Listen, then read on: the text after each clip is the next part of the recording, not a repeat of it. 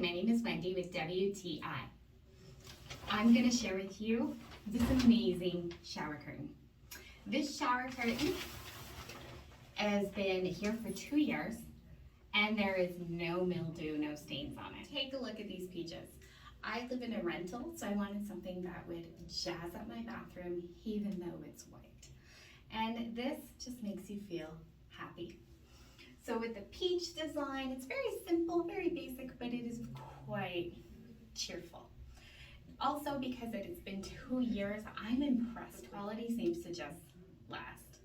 So when you take a look at it, you know, like it's been here 2 years and there's been no mildew, no black, no mold, nothing on there.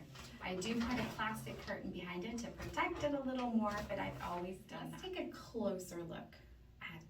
So here's a closer look at what the design looks. So that one there's more like a pinky kind of peachy pink, and there's your more brighter orangier. Also, like the stitching up on the edge has lasted. There's no unraveling. It's really. If we look at the grommets, kind of take a little bit of a size comparison to a Canadian quarter, which is the same size as the American quarter. If you're looking for a new shower curtain, I highly recommend this peachy clean shower curtain.